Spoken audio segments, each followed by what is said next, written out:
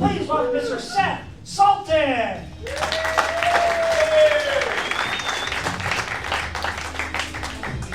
Alrighty. I noticed the microphone says property of Irvine Improv, so I guess we have a hot mic here. Yeah. Well, it's great to be here in San Juan Capistrano. It really is, because we have been through some strange times. Oof. I mean, well, this year the swallows made their grand return, but with a slight difference. They were 6 inches apart and tiny masks on. With a few exceptions for those who dropped out and were protesting. Now, you may be incredulous when I tell you that I have an upcoming Netflix special. And with good reason. Thank you. Because I don't. But I do have an upcoming colonoscopy. It's similar because the hardest part is the prep. It's best done heavily sedated. And before you know it, the whole fucking thing is over. Sorry for the extra, extra laughage. Okay, so anyway, I am an OCOG. I am from Tustin. Probably best known for nothing. The first time I ever performed stand-up comedy was at the Chuck's Steakhouse in Tustin, California. Who remembers that? Anybody? Red Hill? Okay, long time ago. My first joke was, do they only serve chuck steak here? I also performed at the Laugh Stop in Newport Beach, and boy, the laugh sure did stop. Well, the gig was fine, but the club closed a few years later. All right, so a string of bank robberies in Orange County was the work of a former orthodontist, and apparently he was trying to straighten out his finances. Not who you think of as a bank robber, is it? But I'm sure he was used to wearing gloves and a mask and receiving large sums of money. The way they finally cracked the case, investigators looked very closely at each of the crime scenes. They noticed one thing in common. Scattered everywhere were tiny little rubber bands. We have an orthodontist on our hands. So my main hustle has been orthodontist. No, I'm kidding. Secondary math teacher. We're known for being interesting, engaging, funny, less than 1% of the time. I'm what's known as a statistical outlier, which means I'm atypical. A good word to describe me in general. So, students ask, Mr. Sultan, when are we ever going to use sine and cosine in real life? And I'm like, don't worry, you will. A lone app is places to sine and cosine. Let's not go off on a tangent, okay?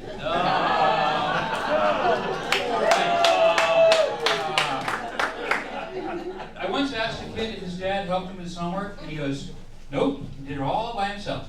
And just for his honesty, I gave him full credit. And cleverness, too. So, all right, anyhow.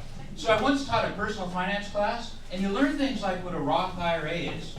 It allows you to take an early withdrawal or premature distribution, tax-free in case you need the money before retirement.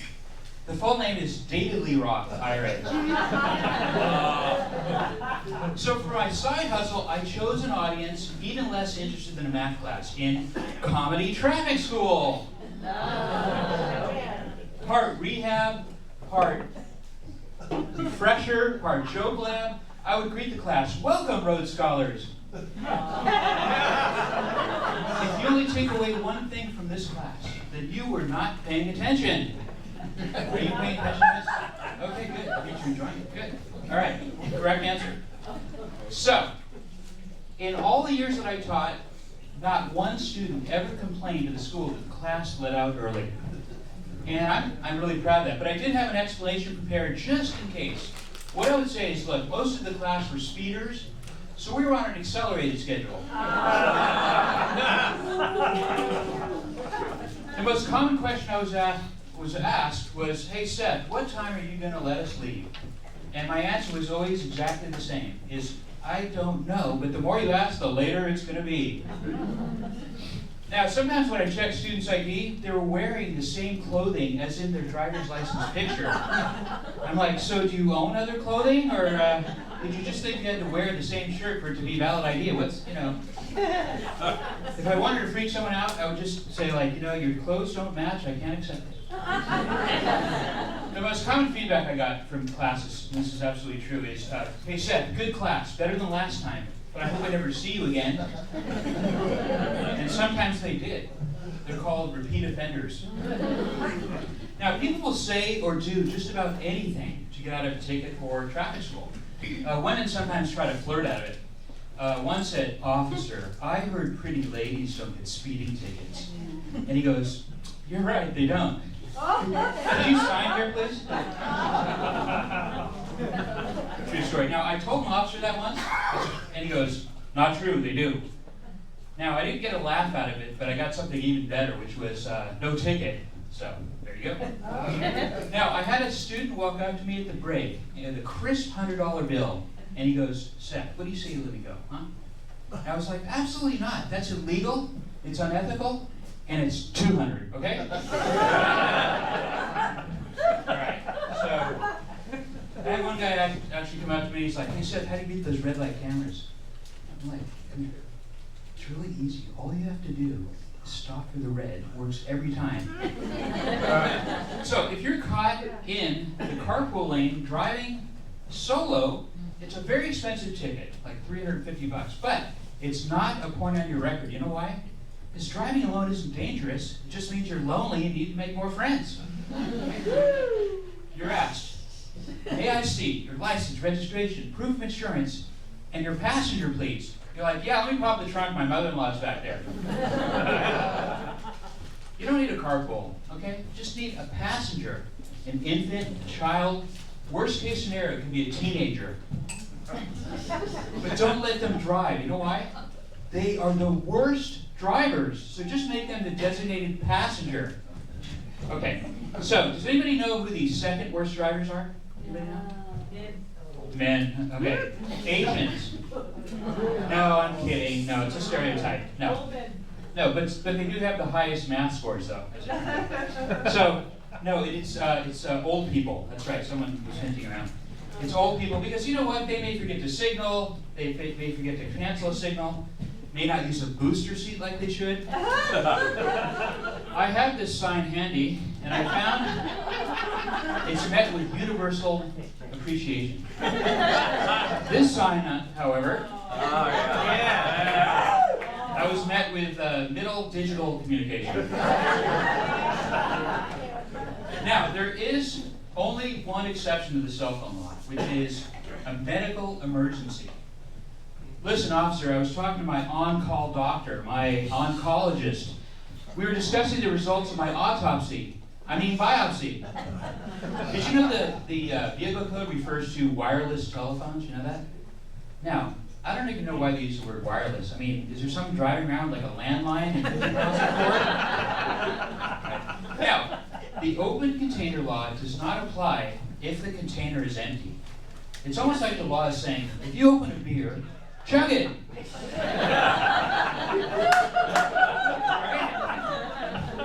All right. So, if you're stopped and you're asked if you've had anything to drink this evening, just say, "No, may I see a wine list, please?" True story. Someone reported an impaired driver to 911. And when it came to describing the driver, the caller said, "I am them." And then the dispatcher said, "You am them?" So a long time ago, a red light camera ticket, someone received a red light camera ticket in the mail, requesting payment of $150. So he wrote a check for $150, took a picture of the check, and mailed the picture to the court. And in return, he received a picture of handcuffs. Absolutely true. But you could not pull that prank today. You know why? The court would just deposit the check, use the picture, right? Here's what you can do, though. You can, well, let me explain.